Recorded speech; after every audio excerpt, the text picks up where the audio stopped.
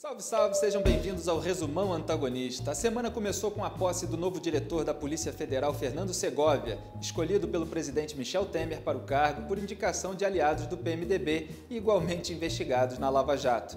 Segovia disse que o combate incansável à corrupção continuará sendo a agenda prioritária da PF, mas se alinhou a Temer ao criticar o ex-PGR Rodrigo Janot pela condução da investigação sobre a mala de R$500 mil de propina da JBS repassada para Rodrigo Rocha Loures, o intermediário indicado semanas antes pelo presidente, a Joesley Batista.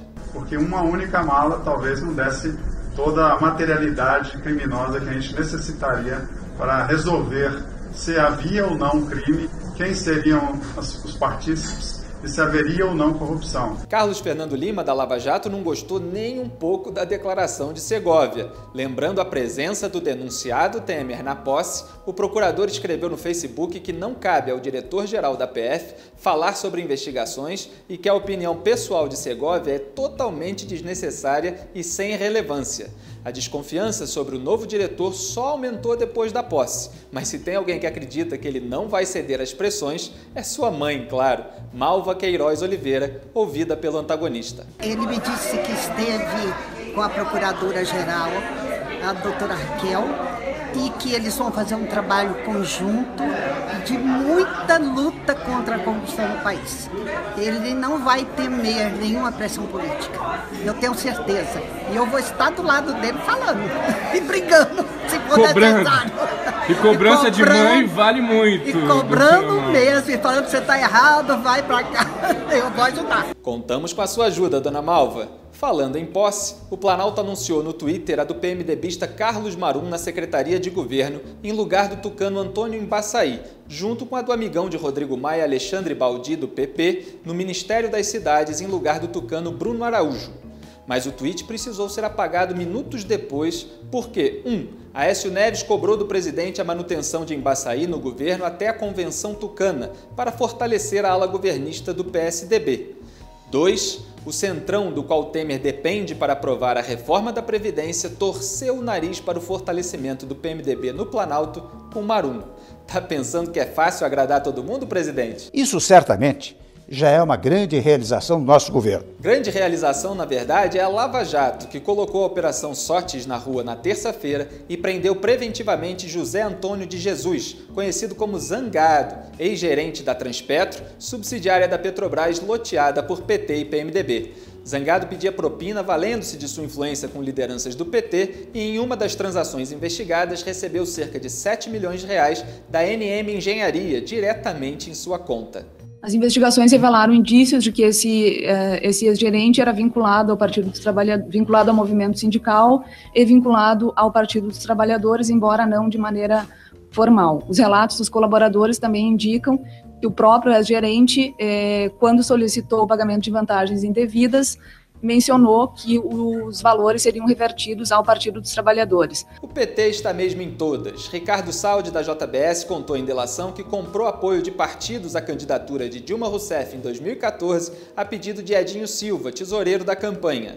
Os partidos que receberam dinheiro da JBS foram o PR, o PP, o PRB e o PCdoB. Valor da propina? R$36 milhões que vinham em boa parte dos benefícios irregulares obtidos pela empresa no BNDES durante o governo petista. Resultado, o presidente nacional do PR e ex-ministro dos Transportes na era Dilma, Antônio Carlos Rodrigues, teve sua prisão decretada e passou dias foragido.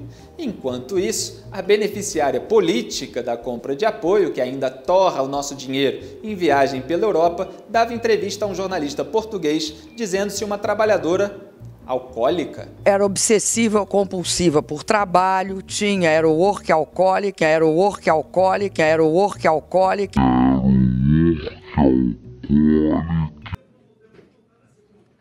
Eu não ouvi o que eu ouvi. Na quarta-feira, a PF prendeu o casal de ex-governadores do Rio de Janeiro, Antony Rosinha Garotinho, ambos também do PR, acusados de integrar um esquema que arrecadava recursos ilícitos junto a empresários para financiar campanhas eleitorais. O curioso é que, na véspera de sua própria prisão, Garotinho havia celebrado a volta à cadeia dos PMDBistas Jorge Pisciani, Paulo Melo e Edson Albertassi, decretada pelo TRF2 em razão da emissão ilegal de alvará de soltura pela Alerj. É preciso que a população acorde porque ainda não terminou a faxina, afirmou Garotinho. Faltam outros setores que foram altamente envolvidos com essa safadeza toda. Um profeta, não é mesmo? Dias antes, sua filha Clarissa Garotinho havia celebrado na mesma linha a primeira prisão do trio adversário. Um a um, os bandidos que destruíram o Rio de Janeiro e nos trouxeram ao estado de calamidade e falência estão caindo. Pois é, filha de profeta, profetiza é. Agora estão na mesma cadeia de Benfica, no Rio, o ex-governador Sérgio Cabral, os deputados estaduais Pisciane Melo e Albertassi e, em outra galeria, Garotinho, que já se declarou agredido e pede transferência por risco de vida. Se depender de Raquel Dodge, no entanto, Pisciane Melo e Albertassi vão continuar fazendo companhia a Garotinho. A Procuradora-Geral da República pediu ao STF para entender o caso do trio como de superlativa excepcionalidade e do Rio como terra sem lei, anulando a decisão da Alerj contra a prisão e o afastamento do mandato. A sessão da Alerj já foi anulada por outro tribunal, o TJ, mas a decisão final ficará por conta do plenário do STF, para onde o ministro Edson Fachin encaminhou a ação da PGR. Para completar, a ex-primeira-dama Adriana Anselmo, mulher de Cabral, já condenada na Operação Calicut a 18 anos e 3 meses de prisão por associação criminosa e lavagem de dinheiro, também chegou na quinta-feira a Benfica, depois que o TRF2 decidiu trocar sua prisão domiciliar por regime fechado. E ainda foram presos pela Operação Cefini, que significa é o fim, acabou, o ex-secretário da Casa Civil no governo Cabral, Regis Fichtner, e o operador de Cabral, Jorge Sadala, além de os empresários Fernando Cavendish ter sido conduzido a depor e Alexandre Ascioli intimado a prestar depoimento. Os 3 primeiros, Fichtner, Sadala e Cavendish, participaram da chamada Farra dos Guardanapos, aquele jantar ocorrido em 2009 no Hotel Ritz, em Paris, onde Cabral e empresários dançaram com guardanapos na cabeça. Quem não tem foro privilegiado é preso muito mais rapidamente, e é por isso que, apesar do avanço da PEC do fim do foro na CCJ da Câmara, os alvos políticos da Lava Jato se articulam no Congresso, não só contra o fim dele, mas a favor de sua extensão para ex-presidentes como Lula, Dilma e futuramente Temer.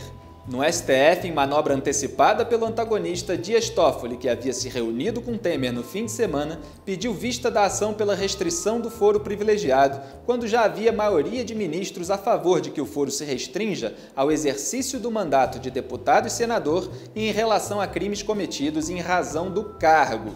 Como eu havia comentado no Twitter, há ministros do STF que, quando sentem que seu time pode perder o jogo, furam a bola descaradamente. Eu sou Felipe Moura Brasil e esse é o resumão antagonista da semana para vocês, leitores. Um grande abraço e até a próxima!